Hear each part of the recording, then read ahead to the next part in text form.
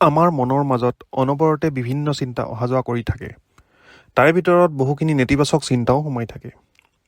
নেতিবাচক চিন্তাবোৰ এনে চিন্তা যিবোৰে নিজৰ, আনৰ বা কোনো পৰিস্থিতিৰ প্ৰতি সমালোচনাত্মক আৰু নিৰাশাবাদী দৃষ্টিভংগী পোষণ কৰে। অতীতৰ অভিজ্ঞতা, সীমিত বিশ্বাস বা নেতিবাচক পৰিৱেশৰ প্ৰভাৱ ইত্যাদি বিভিন্ন আভ্যন্তৰীণ বা বাহ্যিক কাৰকৰ ফলত ইয়াৰ সৃষ্টি হ'ব পাৰে। যেতিয়া মানুহৰ অধিকাংশ চিন্তাই নেতিবাচক হয়, তেতিয়াই সমস্যাৰ সৃষ্টি হয়। নেতিবাচক চিন্তাই আমাৰ জীৱনত বিভিন্ন ধৰণে প্ৰভাৱ পেলাব পাৰে। নেতিবাচক চিন্তাই মানসিক চাপ, উদ্বেগ আৰু হতাশা বৃদ্ধি কৰে।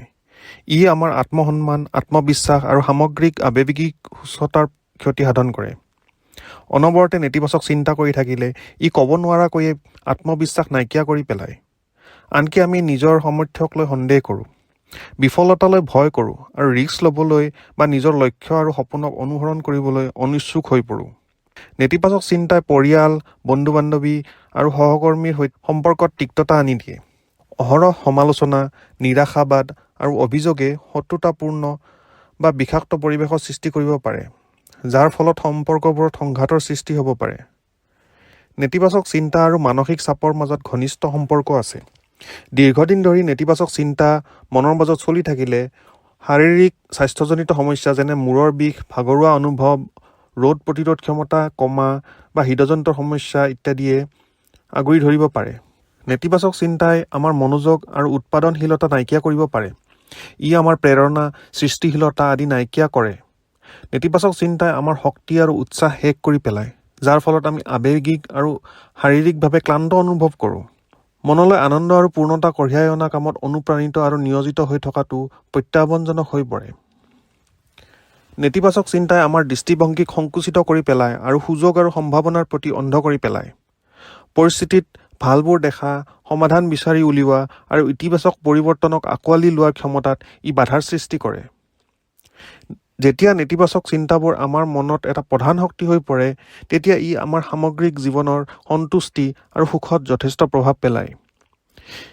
ই ইতিবাচক চিন্তাবোৰ মনলৈ অহাত বাধা দিয়ে আৰু আমাৰ আনন্দ আৰু সন্তুষ্টি বিচাৰি পোৱাৰ ক্ষমতাক লাহে লাহে নাইকিয়া কৰি পেলায়। নেতিবাচক চিন্তা বিভিন্ন ৰূপত আপোনাৰ মনলৈ আহিব পাৰে। নিজকে অতিমাত্ৰা মূল্যায়ন কৰাটো এক প্ৰকাৰ নেতিবাচক চিন্তা। যেনে, মই যথেষ্ট ভাল নহয়, মই এজন ব্যৰ্থ মানুহ, বা মই এই কামটো কেতিয়াও কৰিব নোৱাৰিম ইত্যাদি ইত্যাদি। আনহাতে যিবোৰ চিন্তাই যিকোনো পৰিস্থিতিক নেতিবাচকভাৱে অতিৰঞ্জিত কৰে, সেইবোৰ চিন্তাও নেতিবাচক চিন্তাই। যেনে ধ্বংস হ'বলৈ বেছিদিন নাই, এইটো এটা দুৰ্যোগ, বা মোৰ দ্বাৰা এয়া অসম্ভৱ ইত্যাদি। এনে চিন্তা যিবোৰত কথাবোৰ ব্যক্তিগতভাৱে লোৱা হয় আৰু নেতিবাচক পৰিস্থিতি বা পৰিঘটনাৰ বাবে নিজকে দোষাৰোপ কৰা হয়, তেনেবোৰ চিন্তাও বেছিভাগতে নেতিবাচক চিন্তাই। যেনে এই সকলোবোৰ মোৰ দোষ, বা সকলো বস্তুৰ বাবে ময়েই দোষী ইত্যাদি। যিবোৰ চিন্তাত এটা সাধাৰণ ঘটনাৰ ওপৰত ভিত্তি কৰি ডাঙৰ পৰিঘটনাবোৰৰ ফলাফল নিৰূপণ কৰিব বিচৰা হয়, তেনে চিন্তাবোৰো নেতিবাচক চিন্তাই। যেনে এটা সাধাৰণ ব্যৰ্থতাৰ ওপৰত ভিত্তি কৰি নিজকে মই এজন ব্যৰ্থ মানুহ বুলি কোৱাটো, বা এবাৰ দুবাৰ হতাশাৰ সন্মুখীন হৈ মোৰ লগত সদায় এনেকুৱাই হয় বুলি কোৱাটো, বা কোনো সাময়িক দুখৰ সন্মুখীন হৈ মই কেতিয়াও সুখী হ'ব নোৱাৰিম বুলি কোৱাটো ইত্যাদি। দৈনন্দিন জীৱনত এনেধৰণৰ অলেখ চিন্তা আমি ক'ব নোৱাৰাকৈ আমাৰ মনৰ মাজেৰে পাৰ হৈ গৈ থাকে। এনেধৰণৰ চিন্তাবোৰ ক্ষতিকাৰক। এনে চিন্তা মনলৈ অহাৰ লগে লগে সচেতন হওক। নেতিবাচক চিন্তাই আমাৰ আৱেগ, আচৰণ আৰু সামগ্ৰিক সুস্থতাৰ ওপৰত যথেষ্ট প্ৰভাৱ পেলাব পাৰে। ই মানসিক চাপ, উদ্বেগ, নিম্ন আত্মসন্মান আৰু হতাশাৰ অৰিহণা যোগাব পাৰে আৰু জীৱনৰ ইতিবাচক দিশবোৰ আঁকোৱালি লোৱাত বাধাৰ সৃষ্টি কৰিব পাৰে। নেতিবাচক চিন্তাৰ প্ৰতি সচেতন হোৱা আৰু ইয়াৰ পৰা পৰিত্ৰাণ লাভ কৰাটো খুবেই দৰকাৰী। নেতিবাচক চিন্তাৰ পৰা মুক্তি পোৱাটো সহজ নহয়, কিন্তু অভ্যাস আৰু অধ্যৱসায়ৰ দ্বাৰা ই সম্ভৱ। নেতিবাচক চিন্তাৰ প্ৰতি সচেতন হওক। মনলৈ নেতিবাচক চিন্তা আহিলেই সেই চিন্তাবোৰৰ বৈধতাক লৈ নিজকে প্ৰশ্ন কৰক। নিজকে সোধক যে এই চিন্তাবোৰক সমৰ্থন কৰিব পৰা প্ৰমাণ কিবা আছেনে, নে এইবোৰ কেৱল অনুমান বা বিশ্বাসহে। নেতিবাচক চিন্তাক চিনাক্ত কৰি প্ৰত্যাহ্বান জনোৱাৰ পিছত সেইবোৰক ইতিবাচক চিন্তাৰে সলনি কৰক। আপোনাৰ শক্তি, কৃতিত্ব আৰু ইতিবাচক অভিজ্ঞতাৰ ওপৰত গুৰুত্ব দিয়ক।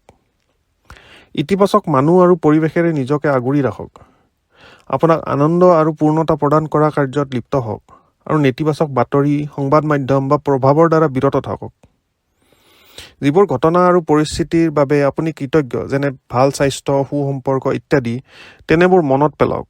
ই আপোনাৰ মনোযোগ নেতিবাচক চিন্তাৰ পৰা ইতিবাচক চিন্তালৈ স্থানান্তৰিত কৰিব। নিয়মিতভাৱে ব্যায়াম কৰক। ব্যায়ামে মানসিক চাপ আৰু উদ্বেগ হ্ৰাস কৰাত সহায় কৰে। মধ্যমীয়া শাৰীৰিক কাৰ্যকলাপেও আপোনাৰ মানসিক আৰু আৱেগিক সুস্থতাত যথেষ্ট পৰিৱৰ্তন আনিব পাৰে। মনত ৰাখিব, নেতিবাচক চিন্তাৰ পৰা মুক্তি পোৱাটো এটা প্ৰক্ৰিয়া, আৰু ইয়াৰ বাবে সময় আৰু কষ্টৰ প্ৰয়োজন। নিজৰ প্ৰতি ধৈৰ্য আৰু দয়ালু হওক, আৰু বাটত লাভ কৰা সৰু সৰু জয়বোৰ উদযাপন কৰক। আজিলৈ ইমানেই। ভিডিঅ'টো চোৱাৰ বাবে ধন্যবাদ। ইয়াৰ দ্বাৰা আপোনাৰ অকণমানো সহায় হ'লে মোৰ কষ্ট সাৰ্থক হোৱা বুলি ভাবিম।